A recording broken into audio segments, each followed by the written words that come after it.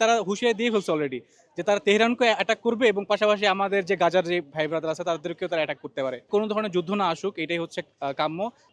যুগে যুগে ইসরায়েলের কাছে নির্যাতিত নিপীড়িত হচ্ছে ফিলিস্তিন। সেই ইসরায়েলের উপরে হামলা চালিয়েছে ইরান। দর্শক, কালের কণ্ঠের জনপ্রিয় আয়োজন জনতার কণ্ঠে আপনাদের স্বাগত জানাচ্ছি। আমি ইখলাসুর রহমান। এই প্ল্যাটফর্মটি ব্যবহার করে আপনারা আপনাদের মতামত স্পষ্টভাবে এবং স্বাধীন চেতনাভাবে দিতে পারবেন। আমাদের আজকের জিজ্ঞাসা, ইসরায়েলের উপরে ইরানের এই হামলাকে কিভাবে দেখছেন বাংলাদেশের জনগণ? চলুন জেনে নেওয়া যাক। আচ্ছা, প্রথমেই বলবো যে ইরান যখন হামলা করেছে, প্রথমে তো আমরা আসলে বাঙালি যারা আছে, আমরা বাঙালি জনগোষ্ঠী, তারা খুব খুশি হয় ইসরায়েলকে যারা আক্রমণ করে বা যেই আক্রমণ করুক না কেন, বা ইসরায়েল কোনো খেলা হেরে গেলে খুব আমরা হ্যাপি ফিল করি। বাট এটার আলটিমেট কনসিকুয়েন্সেসটা আসলে পরে গিয়ে আমাদের এই যে ফিলিস্তিন ভাই বোনদের উপরে দেখা গেছে যে এই হামলার পরবর্তী তারা হুঁশিয়ারি দিয়ে ফেলছে অলরেডি যে তারা তেহরানকে অ্যাটাক করবে এবং পাশাপাশি আমাদের যে গাজার যে ভাই ব্রাদার আছে তাদেরকেও তারা অ্যাটাক করতে পারে। তো এই জিনিসটা নিয়ে আসলে খুব বেশি খুশি হওয়ার কিছু আছে বলে আমার কাছে মনে হয় না ব্যক্তিগতভাবে। আমি জানি না ভুল না বলতেছি না ঠিক বলতেছি। বাট আমার পার্সোনালি মনে হয় যে এই জিনিসগুলো আসলে মানে বসে বা এই জিনিসগুলো যদি কূটনৈতিকভাবে হ্যান্ডেল করা যেত তাহলে অনেক বেশি ভালো হইতো।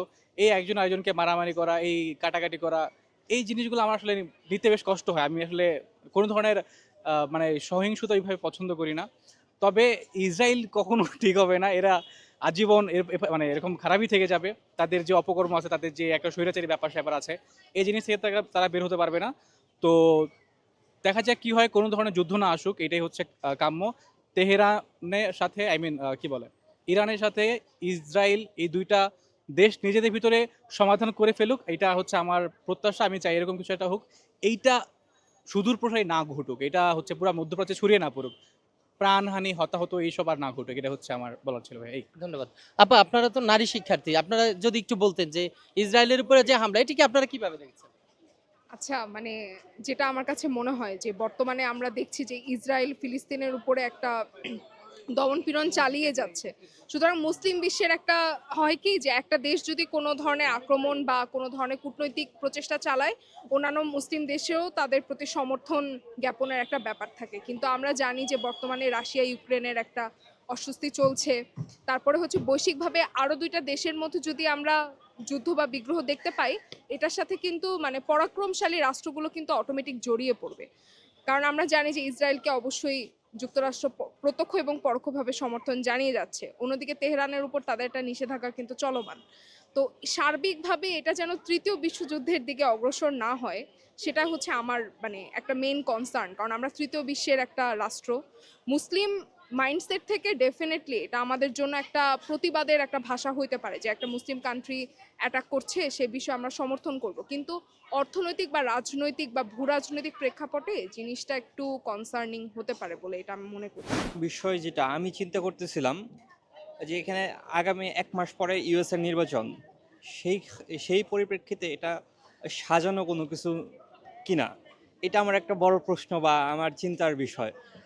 যে এরকম কিছু হলো যে আমরা এতদিন চিন্তা করতেছিলাম গাজা, যে গাজায় অমানবিক যে তাদের যে কাজ চলতেছে ইসরায়েলের, তো সেই অমানবিক কাজটা পৃথিবীব্যাপী, বা আমরা যদি মনে করি যে বাইডেনের প্রশাসন সে থাকাকালীন এই কাজটা হচ্ছে, তো তার প্রশাসনের জন্য এটা বড় একটা ব্যর্থতা, বা যে তারা এটাকে নিয়ন্ত্রণ করতে পারেনি। তো সেই হিসাবে আমার চিন্তা ওইটা যে ওই চিন্তা ভাবনা সরানোর জন্যই এখন এটা একটা মঞ্চস্থ কিছু কিনা, এটাকে আমি এইভাবে দেখতেছি।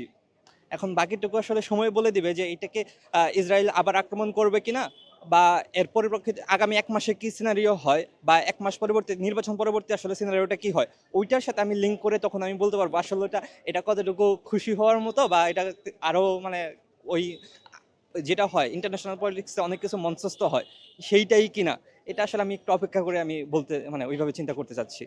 কারণ আমার কাছে এটা যে মনে হচ্ছিল যে মুসলিম কান্ট্রিগুলো এই সিদ্ধান্ত বা ইরানকে সমর্থন দেওয়া অনেক আগে থেকে এটা করা উচিত ছিল, বা এরকম একটা হওয়া উচিত, এটা আমরা আশাবাদী ছিলাম আর কি শুরু থেকেই, যে না কিছু একটা সলিউশন হওয়া দরকার।